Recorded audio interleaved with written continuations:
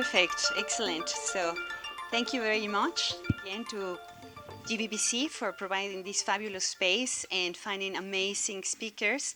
I'm just here facilitating. I'm just a neurodivergent human being. And so I'm very excited and humble and thrilled to have you all. So my name is Paola Valencia. I'm Swiss-Mexican, but naturalized Swiss. And I'm the director of the Home of Blockchain, which is a public-private organization, Swiss organization, which has a mandate from the Ministry of Finance. We had it with the previous minister to promote Switzerland's hub for blockchain technology. We are focusing on responsible innovation. We look into sustainability. We look into everything that is legit, like good projects, industrial projects, projects like we like to support projects like with UNHCR that are looking into these other technologies, which can provide also financial inclusion and so on. And currently we have exciting times because we are experiencing this convergence of different technologies. And if we are walking the promenade street, we can see that these two letters are quite dominant. AI is a new hype, even though this technology is since 1940. So it's finally came up, and just imagine, blockchain is not even 20 years old, so the time is coming.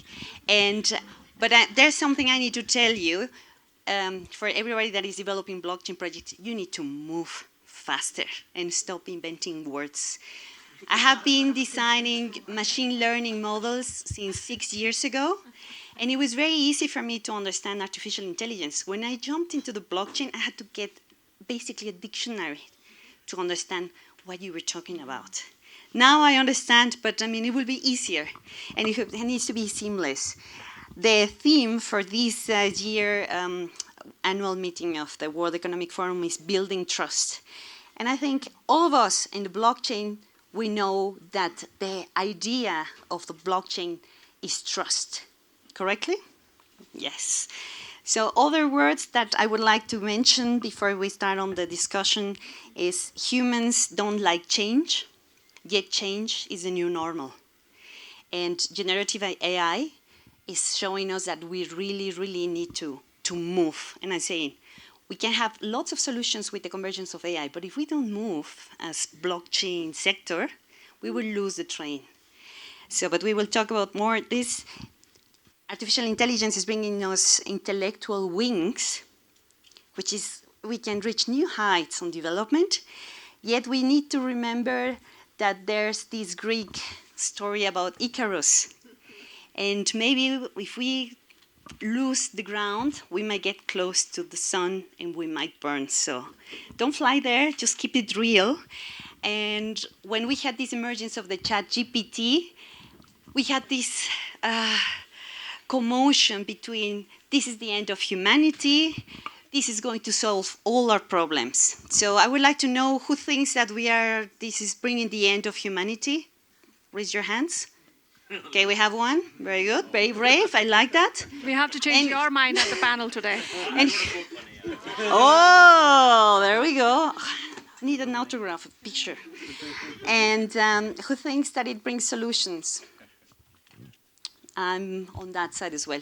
I've been spending, this is a special time because, yeah, this is a special, very good. Oh, okay, so you're in both. It's a quantum answer. Exactly. I've been, this is a very special, Davos for me because I'm a fan of artificial intelligence since a long time ago. I have been very humble to have classes with some of these major figures, and I've been spending a lot of time with Max Tegmark. Today I was in the morning with him, and he was saying from all the sustainable goals, basically everybody's working for them, everybody sees technology of that, so we have hope. And I see that everybody here, except one person, sees a doom scenario. So anyway, just quickly, because I represent Switzerland, we just want to let you know that this tiny country is a powerhouse for artificial intelligence. Siri was developed here in 2007, and then it was purchased at discount price by Apple. And we have the Institut Telemoloch, which is a fabulous institute for artificial intelligence. We have the AI Tower in Zurich. We have Just so you know, the quality of people we have, the biggest research center of Google after the US is in Zurich. So we Can I really add a have. fun fact to that, Paula? Yes, please. It's not just the institutions and Google. We also have our cars that are AI. We have Appenzeller into Roden as one of our states, and the short format on all the car plates is AI. Yay, that was the conversation I was explaining to everybody last night at party, that we haven't just changed it because of the Gen AI app. It's in existence in Switzerland forever. So even our car plates are AI. Wow. This is where the leasing cars are actually licensed in that particular canton. So yeah, you see them all over AI. So it's not like Davos has gone wild on AI on the car. We have on the promenade, but also our cars. Just be careful, they are not great driving. Just To the Swiss AI panel. exactly. No, we will go out.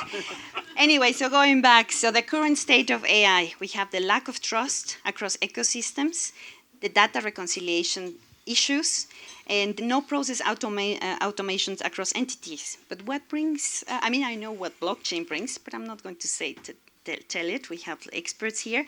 And I also want you to know that the IMF just released this weekend the latest report on the effects of artificial intelligence on the workforce. So 40% of the jobs will be affected, and it's not going to be distributed evenly.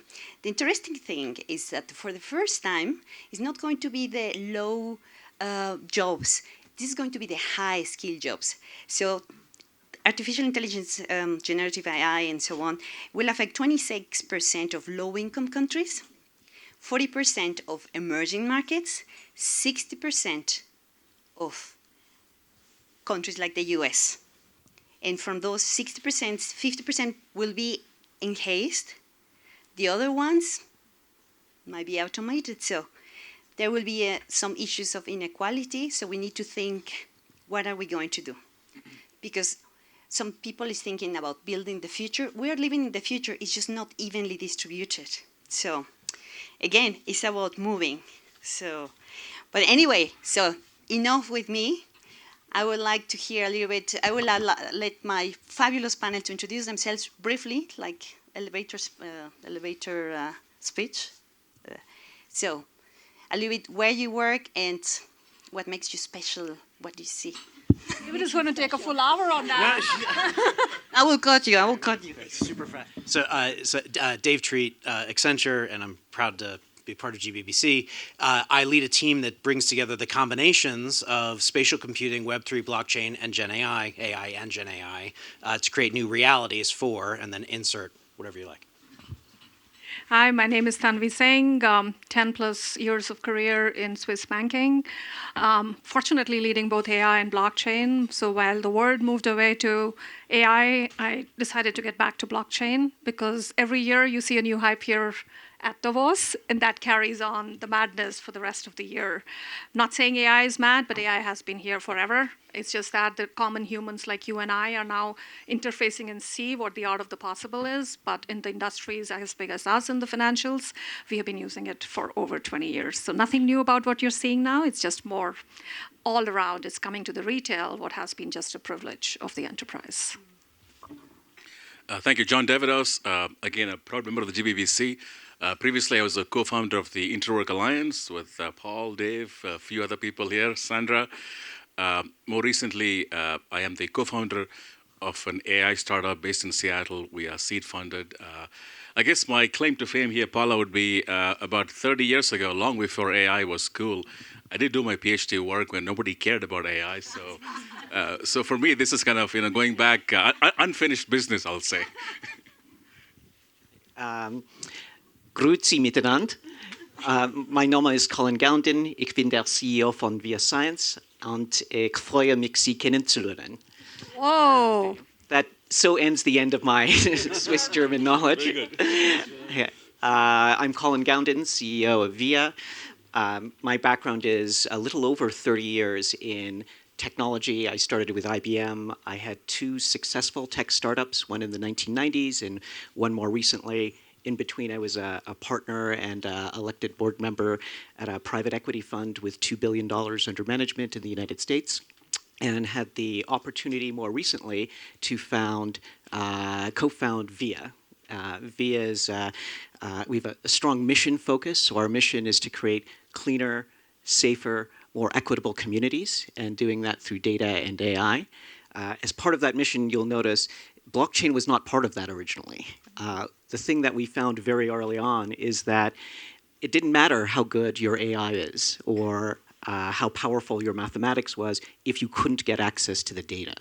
And most often the data was trapped, restricted, couldn't be sent. People were unwilling, just general unwillingness. And as a result, we created a Web3 platform. Wasn't called Web3 back then, but a blockchain-based platform to keep data private and secure and also enable AI and analysis. It's a pleasure to be here. Thank you. Fabulous. There are plenty of seats down here if you guys want to Come over quickly. So David, I mean, you're part of Accenture, and I mean, I just recently started looking what Accenture. It looks fabulous. Maybe I will apply to work there. And yeah, it looks fabulous. So I mean, you have this, and you have a fabulous curriculum and experience, and that's why I think I can ask you anything. So, what are the AI risks you're most concerned? And at the same time, what is the most exciting project you're currently working or involved with this convergence of technologies? I'm going to use the same thing for both questions. I'm going to draw from that notion of data access, right? I think the thing that I'm concerned about is that we don't communicate enough across these innovation waves to not integrate the understanding and the expertise and the capabilities and the technology, and redo what we shouldn't have to. What I mean by that is I was just in another presentation and they're making a big deal about kind of the, explaining each layer of, an AI system, and at the lowest layer, right, the use of the word token to basically identify the individual data elements that then feed into a foundational model that then generate the insights that we're all starting to now apply. That's obviously a word that for this group is like obvious, and you referenced, I think, nicely in your opening, our ability to take our expertise around tokenization of identity money objects, other data points, to then have its full provenance, to have the control, to have the, to then be able to support the explainability. Like that is, I think it's incumbent upon us to embrace that community, and for my own design, right? It's I've pulled 3 teams together just for that purpose, so they don't talk past each other, and we do take max advantage of the combinations of the technologies, and so the efforts, I guess, my concern is that doesn't happen. My encouragement is that it does. Actually, John, I just thought of, as you were doing your introduction, like this is like a natural extension of the IWA token taxonomy token taxonomy for AI models. Like I think we just figured out our next. There you go, Paul. Thank you. Paul's going to start. Paul's going to start on the charter. But anyway, so that's, I guess, that I'm most afraid of that not happening, and we keep innovating independently, and we don't bring these things together. Fabulous. Now, a little bit about democratizing AI blockchain. We have seen that we have 7 big companies that are kind of like building the future for us. This is something that worries me, because we had this little chapter with OpenAI that weekend where I was barely sleeping because I was following everything on X. So I would like to ask you, John, what is the relevance of building a decentralized artificial intelligence and blockchain together? That's a very, very big question. If I could step back just for a second. We talk about trust in AI, and people, when you ask about trust, they say, oh, it's a black box, right? But then really, I would argue the way to think about AI is like a bias amplification machine. Because what machine learning does is it looks for patterns and replays the patterns. So good patterns, ugly patterns, bad patterns. So really, AI systems are bias amplification systems. And so you can see, obviously, the repercussions, the implications. And so for me, to address trust, there are 2 sides. There is, as David said, how do you build and train these models, which is the data sets, right? Do we really know where they came from? What are they in the first place? Can we even reproduce the results of the training if we could?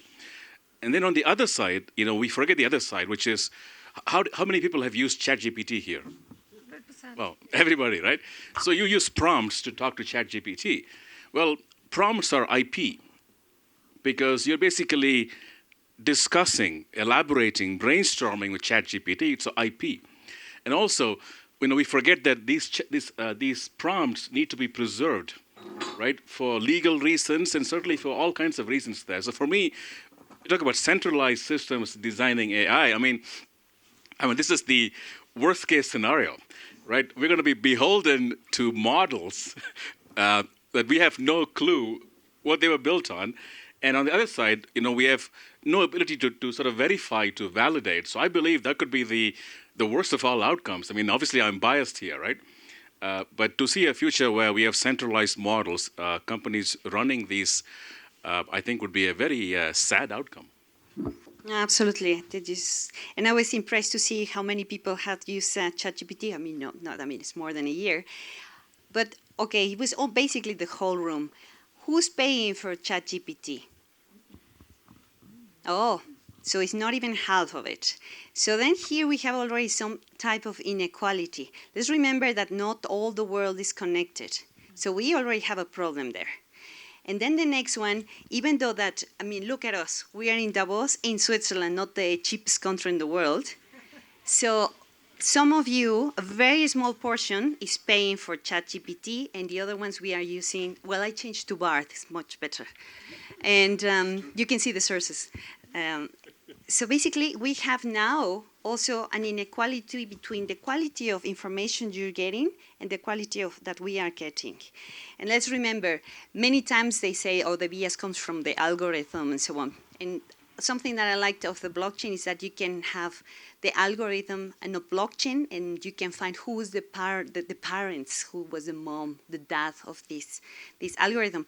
But then the data is the issue. So let's go to Tambi. What is UBS doing to be sure that there's no bias on the data that you're having? Or is not there yet? I think we didn't agree to that on our planning. I wanted to surprise everyone. Now, commenting a little on what UBS is particularly doing, but what I see continuously happening in the industry, and again, restricting my conversation more around the financial industries, we have the big requirement for privacy. And that's why you don't see a lot of these models that are made available, or a lot of discussions going on how AI has been used. But in order for you to be successful, you have to go beyond the analytical data. And you have to use a lot of the conversational data. That's where the IP of most of the work we do. That's where the bankers do the mergers and acquisitions. It's also where most of our work with private banking goes through, what works and what does not work. And that's a treasure chest of more than about 95% of the data that we have not used. And I'm not saying not used as in completely not used. We have, not just at UBS, but at many other places. After spending millions of dollars, 100 plus, David would know, big part of it went to Accenture. And 3 years hence, we have a very successful chatbot that helps compliance officers, that helps basic IT work we do, but that's the extent of it. Right? There's so much more. It's this whole world out there, which would need trust, because bank cannot do a recommendation based on some hallucination or based on where the data is being trained on. We are definitely not going to be biased on those topics. So in order for a co-pilot for banking, you need a lot more trust and transparency on the data beyond just the co-pilot for technology. Absolutely. Can't agree more. And something that you have mentioned in other panels that I like very much is like to see the return of investment on projects, because we see a lot of pilots. Everybody comes with stories and I have the next. As I help companies to come to Switzerland, many times I get like, oh, I have the next token for carbon credits. It's like, yeah, you and 100 more. Yeah, I want to really see the meat on the bone. And I'm very happy to have Colin here, because he's working with AI, with blockchain, and with real companies. Can you talk a little bit about that? And I would like to know a little bit of the AI use cases and solutions you're working on and how they are impacting humanity. Maybe you can mention a couple of your customers so that you understand that we are dealing with the meat on the bone. So no pressure about about answering that question, especially the impact on humanity part. If I were to pick, I think one of the customers we work with most closely and has I think the most clearest or highest impact on humanity, it's our work with the United States Department of Defense. Many of you may know the U.S. Department of Defense is the single largest consumer of energy on the planet. So from a carbon perspective, you can imagine the emissions, right, from that one single entity. And the initiative that we've been working on for a number of years is helping the U.S. Department of Defense move to electrification and electric vehicles and renewable energy sources. From a data perspective, you can imagine the issues that are associated with that. So electrification has lots of advantages. You know, you've probably covered that in a previous Davos session. Many of you might have flown here from Switzerland, to Switzerland, and your plane was pushed back by a tow vehicle, right, and taken to the runway. Those are perfect things to electrify. They use diesel today. They don't go very far, and they need a ton of torque or power to push a big airplane back. If you only have the data for one vehicle or one moment in time, there's not a lot of sensitivity about that. But if you're the United States Air Force and you have 54,000 of them, and you have all the data related to that over multiple years, and you have to coordinate because it's electrified. Now I have to coordinate with charging station companies who I don't own, who are independent companies, and utilities that are different in every country and different in every region. That data sensitivity is much higher. And so the ability to apply technologies to support that or maintain that data privacy and sensitivity is paramount. And I think you mentioned the application of blockchain here is that I think you had raised this earlier, which is that people talk about blockchain and automatically think about cryptocurrencies. And the interesting part, or the reason we don't have a token. The interesting part, or what we found most relevant about the blockchain world, was not the currency part or the token part, but the crypto part, which people forget stands for cryptography. And where we think the biggest innovations happening in encryption, cryptography, maintaining data privacy, we think those are happening in the blockchain ecosystem. And from that perspective, more recently, the world of innovation around zero-knowledge proofs. For those of you, see some nods, so some people are familiar. ZKPs clearly have lots of advantages, and we've been one of the, I think, early adopters of that technology set and applying ZKPs to enable tracking of carbon, to enable tracking of energy, particularly where you want to keep the time, date, location, owner of a vehicle or an asset completely private and yet verifiable. So those are some examples. Fantastic, and I love that to touch. Please, you can mention, I see that you have some ideas, and I wanted to come back to you. So I'm happy to pile on some more. Accenture's done over 700 Gen AI projects over the past year, and so cutting across categories. And I'm going to try to filter through ones that you did a wonderful job to link it back to blockchain. One of which I haven't figured out how yet is one of the financial services in the room. Okay, our aging financial infrastructure. How much COBOL is still there? Yeah. Who can you find to actually understand it, modernize it? They've all retired or worse. And so, 30 years ago, I started in COBOL with IBM. Yeah, okay, started 3. Okay, yeah. I shouldn't admit that, because now I'm gonna. So we've started to actually ingest COBOL to actually have AI start to learn it, and Gen AI start to be able to then both describe it, so help write the technical documentation that's been missing, but then also be able to then actually write updated code or help to modernize off of the mainframe or into what's next. So that's kind of for the that really resonates with the financial infrastructure crowd. On the marketing side, if you think about we have Accenture Song, which is the largest largest digital agency in the world, creating ad campaigns, creating content for marketing and sales, et cetera. It has historically been a very linear process, right? You'll get a group together, they'll come up with, they'll ideate around it, they'll have very specific content that they want applied in very specific ways, particularly at the higher end, fashion brands and the like. And so the ability, we were just at CES last week and we were showing kind of real-time generative AI for product design. And so I will not do this here. It is not set up, but I was on stage at CES. I took off my shoe. We put it on the podium, and then asked the audience, and we said, "Look, let's start to modulate the design of this shoe." And on the screen, every 5 seconds, Stable Diffusion was giving us alternatives of the shoe. The tie into blockchain is the use of 3D objects, the company's 3D assets, in tokenized form, so that you can know what you're working with and you can know that you have the exact model, type, stitching design, of the different, products, using that as a framework for then the use of Gen AI to get really creative. You want that creativity bounded by the brand standards, bounded by the nature of the ownership of those 3D assets, and then its onward use. And so having those 3D assets in token form to be able to control it through the entire creative supply chain, and its onward use, and then if you're going to open it up to a creator economy, even more important, as they start to then work with those same assets.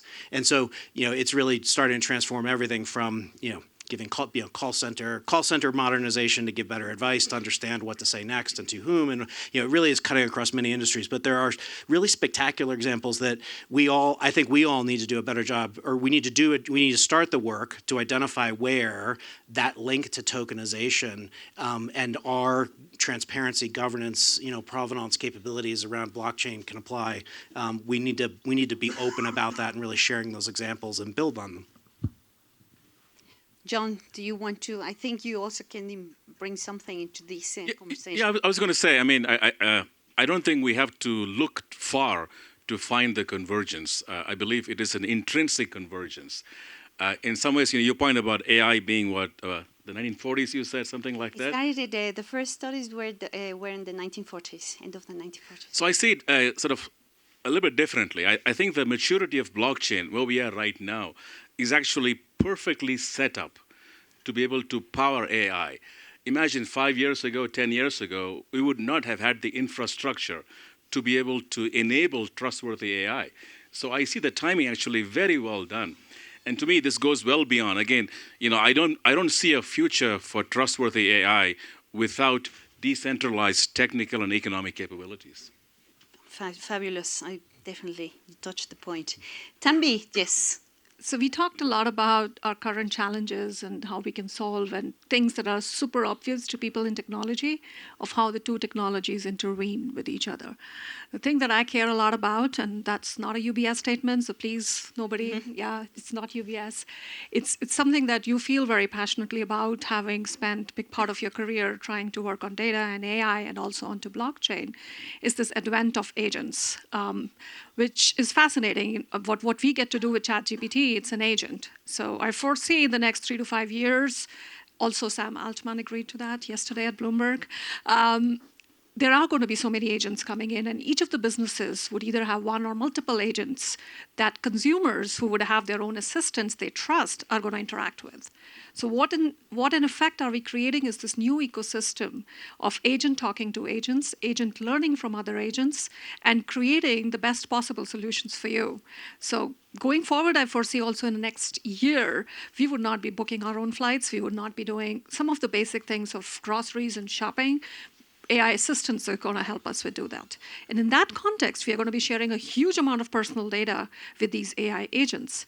And if we continue to stay in the hands of the big FANG companies that are increasingly getting more and more rich with the extreme amount of data that we are sharing with them, we are going to get into a situation that we can never come out of it.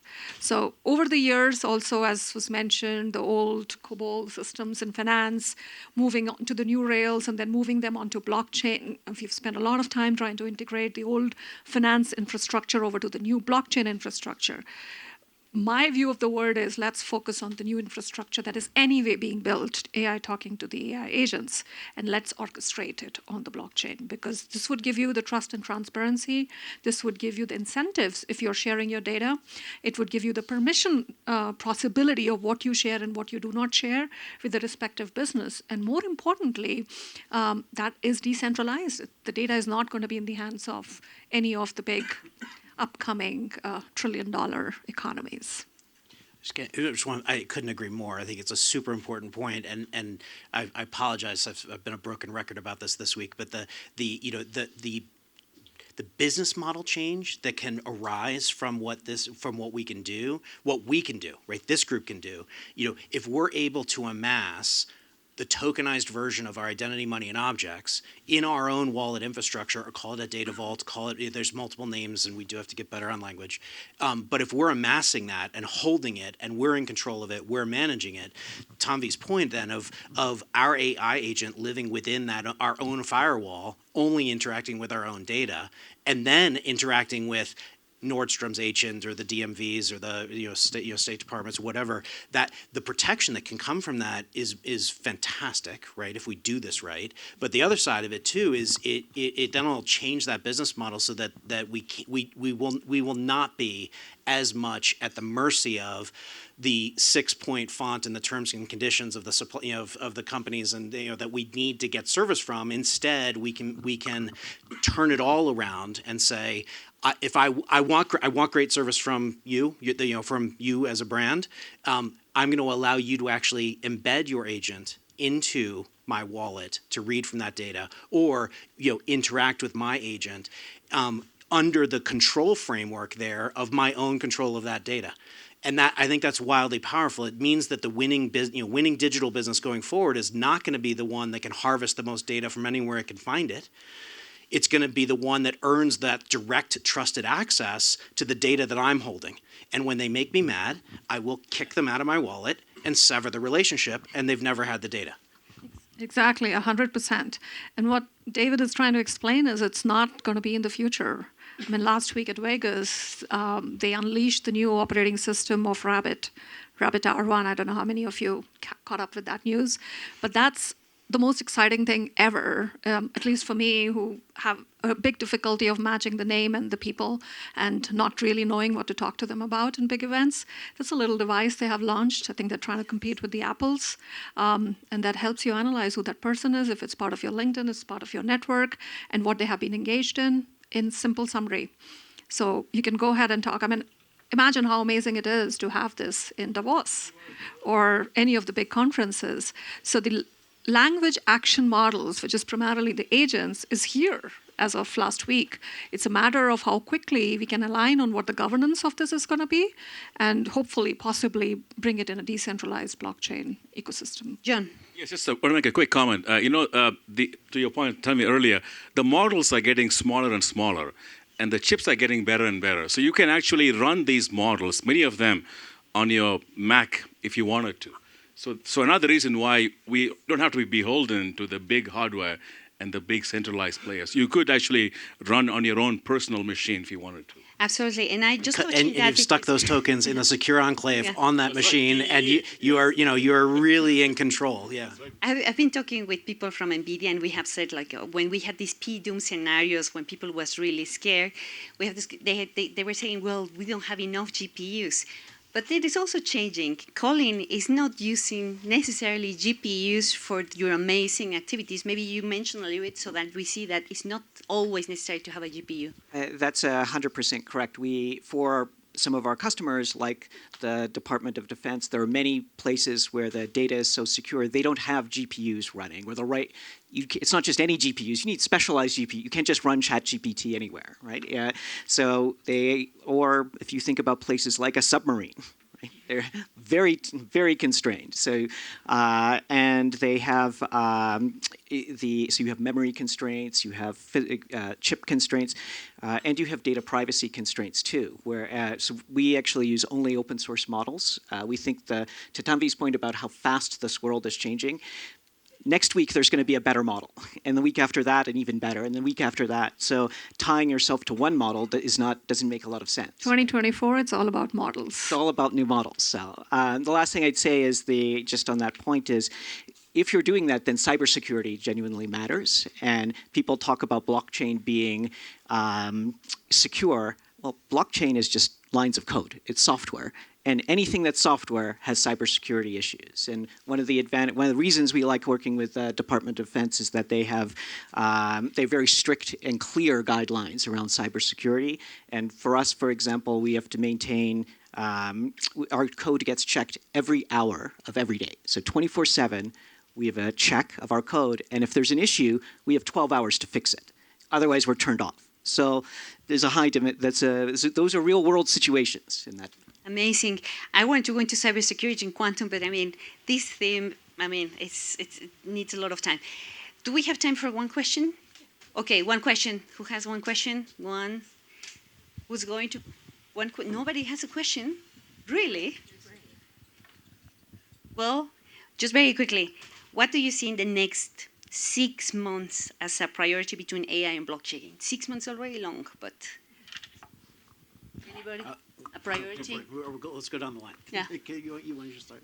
I think our big innovation, or where we're seeing, is how to use generative AI without sending any data to the models at all.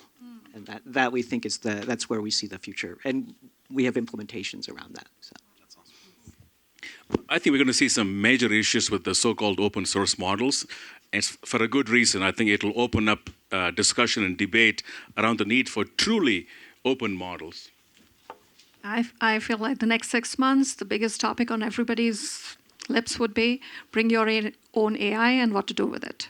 Remember the time when Apple came in and the organizations did not have Apple acceptance in their policies? That started the whole shadow IT situation, and people were bringing their own device. And slowly the organizations need to move to get their policies right to bring your own device. I think given the fact that a lot of organizations have to catch up to the generative AI new hype, we would have a huge challenge of bring your own AI, and some of the smartest people would use that advantage to become another unicorn. I'm going to repeat myself slightly. I think it's bringing together all of the fantastic work that's been going on in separate innovation waves around digital identity, digital currency, digital objects, brought into wallet infrastructure or vaulted, whatever it is. But to enable what Tom just described, we'd have to have a really natural, human, valuable, easy way to amass all of our identity, money, and objects, to carry them around with us, to then be able to bring our own personal AIs working from it. And I'm gonna cheat and do two. I loved your opening. We have to work on our language. Like if we can come to a common lexicon, come to common ways to describe both the technical architectures for those that get into that, but really the experiences, the operating models, the processes. I think if we haven't done a great job with our own language in the web. We're getting better. We are getting better. And we're working on it very deliberately. But we need to continue to do better, and let's do better together with these other innovation waves. For me, it's education and reskilling fast, and democratizing this education to everyone. Thank you very much.